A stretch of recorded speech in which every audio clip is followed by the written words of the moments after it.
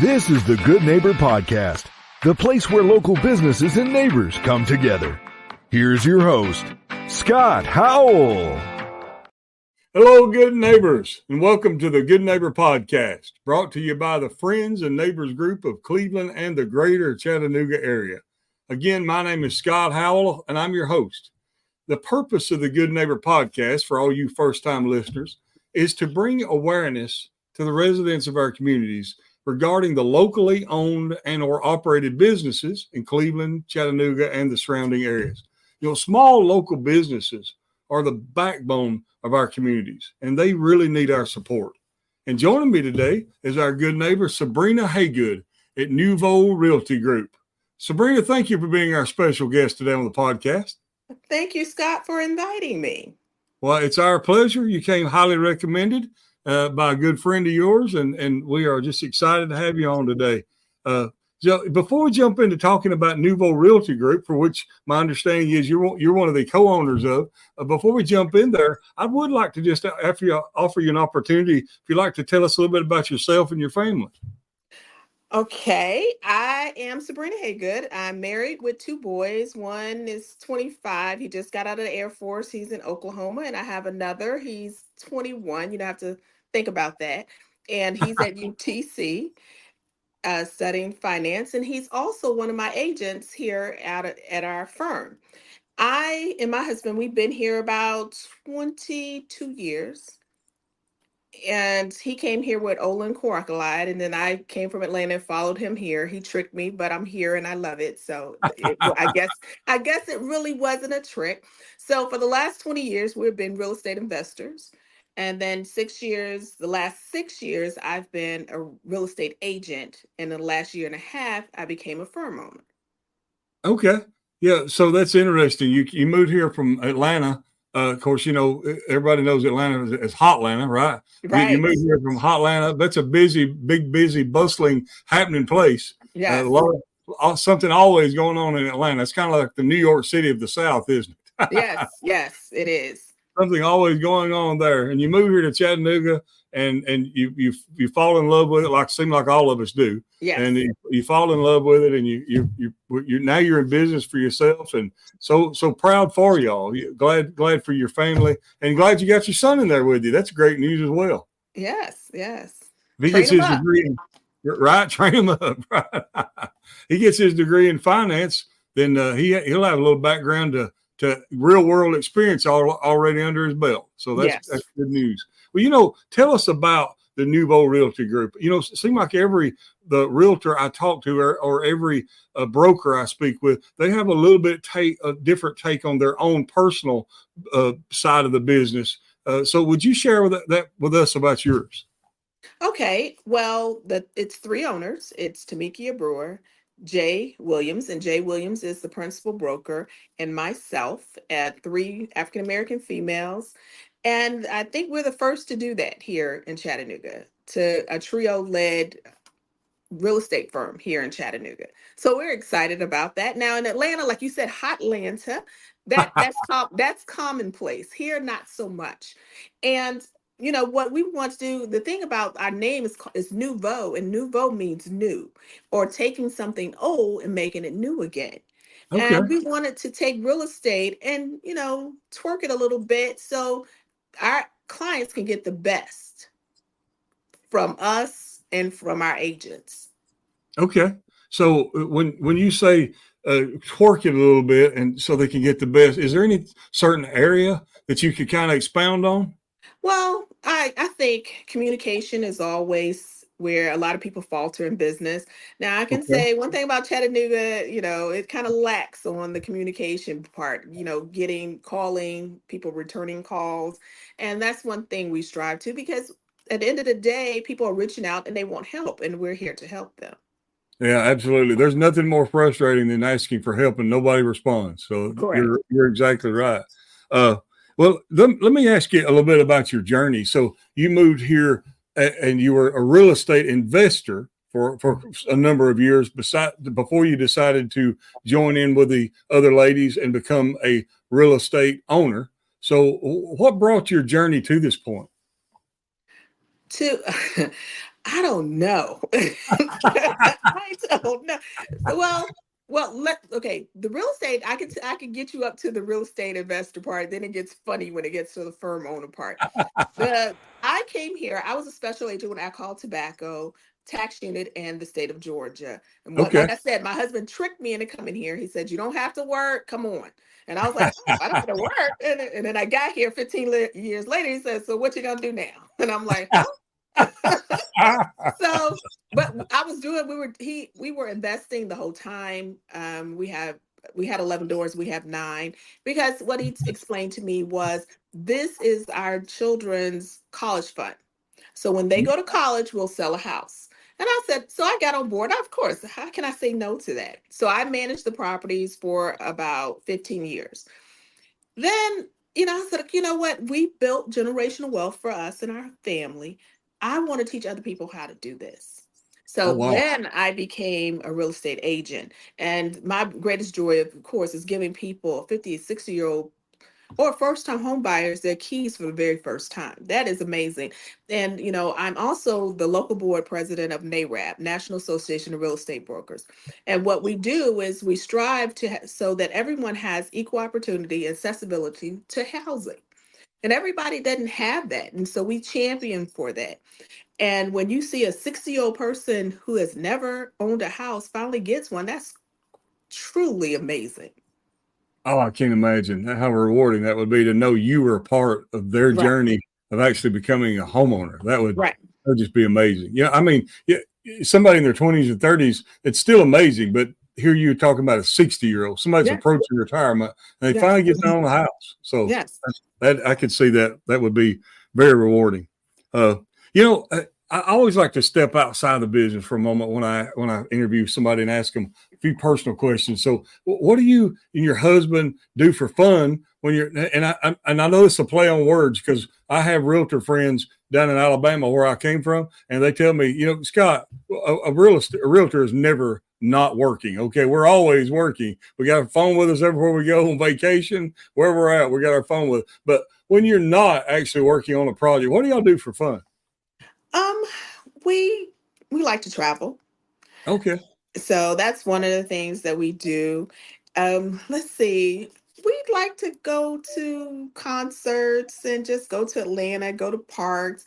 I guess the same thing most people like to do. We don't get a lot of chance to do all of that because either I'm busy or he's busy, so we have to plan in advance. And I know once a year we go on a cabin trip with our couple of our close friends, so we always look Yeah. forward to that every year.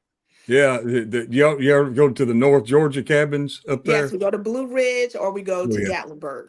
Yeah. Both those areas are beautiful. Yeah. Yeah, oh Uh, yes. and of course, the nice thing about you being from Atlanta and wanting to go back to Atlanta to visit, at least Chattanooga is not that far of a No. drive, so it's easy to Yeah. get there. Yeah. Yeah, it's Uh, it's amazing. Now let me put this little piece in. My husband yeah. and I are from Augusta, Georgia. I moved Oh, here from Atlanta. okay. I am a Augustan. Augustine. Well, everybody that is excuse me, a fan of the golf circuit definitely knows about Augusta, right? Right, right, definitely. I had a friend from Aiken, South Carolina, and he claims Augusta citizenship. So Yeah. Oh yeah. just across the That line. makes sense. Yeah. Uh, so getting a little bit more personal.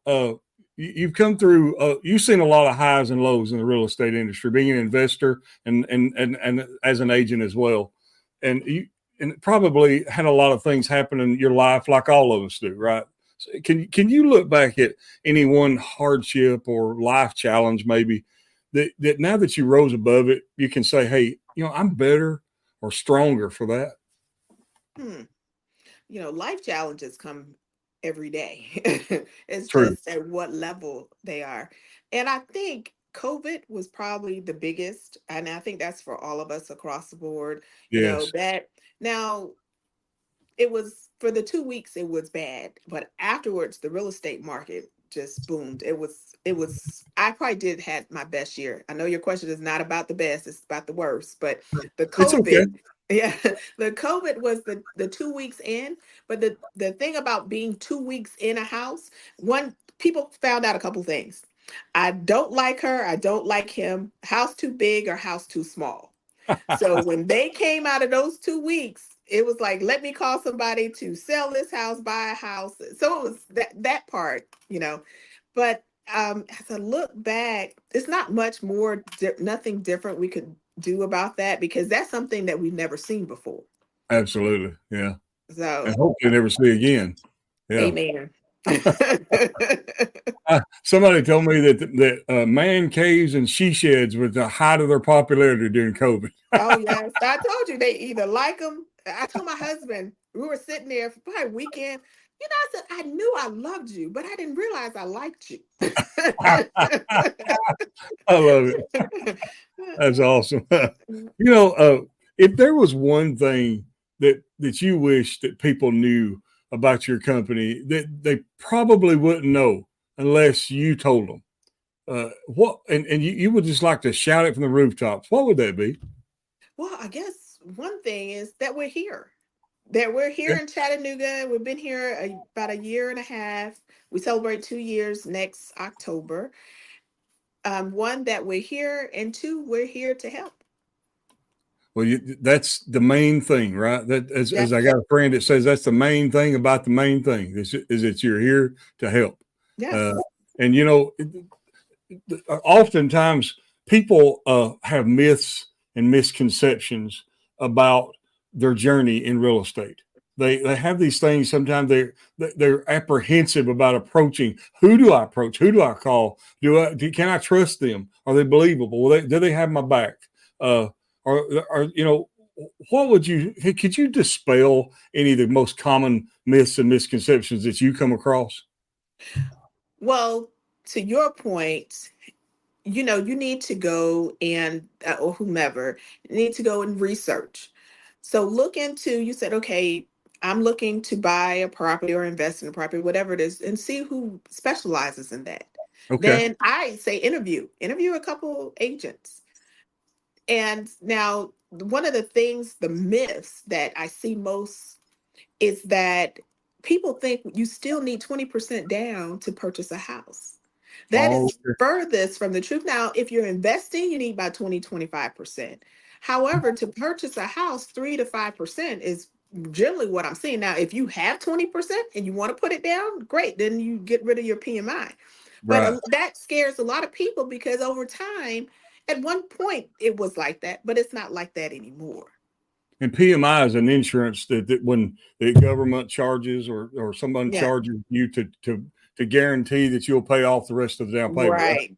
Yeah. Yes. But if you've got your 20%, you don't have to, that is not included. Yes. They waive that. So that's Yes. great. I want to ask you a question. I don't know if I've ever really thought to ask anybody this question or not, but it just hit my mind. So if somebody comes to you and they said, Sabrina, we want to buy a house, but we don't know what part of town to buy in. How do you guide them to discover which part of town that they should look at for themselves? Okay. Well, actually, as an agent, we can't do that. I can't Oh, okay. because it's considered stirring. So Okay. what I can do is tell them, look around, research, do your own personal research, and kind of crisscross the city and see what best, or where you want to live, what's near it, what shopping malls. Now, because with my husband, he's like, oh, it's a whole bunch of malls right here. I'm like, okay, great, that does it for me. So and go there in the daytime, go there at night, kind of just travel around the city and see what other people are saying. But as an agent, we can't really talk to that, nor can we talk to schools. So stirring a legal It's word. illegal. It's stirring, STEERING, stir, Okay. like So you so stir a car. so you're steering somebody towards a certain place or certain location. Yes, That's an illegal act as far as it's a legal act. Yes, the real estate commission is concerned. yes. Okay, I didn't realize that. I'm glad I asked that question. Mhm. So somebody comes to you and they say we're looking to buy a house. We haven't gotten pre-approved. What's your advice to them? Go get pre-approved and Okay, come back and see me. No, what I do, usually I do a prior consultation and we go over all those things. The thing is about pre-approval is we don't know where to start.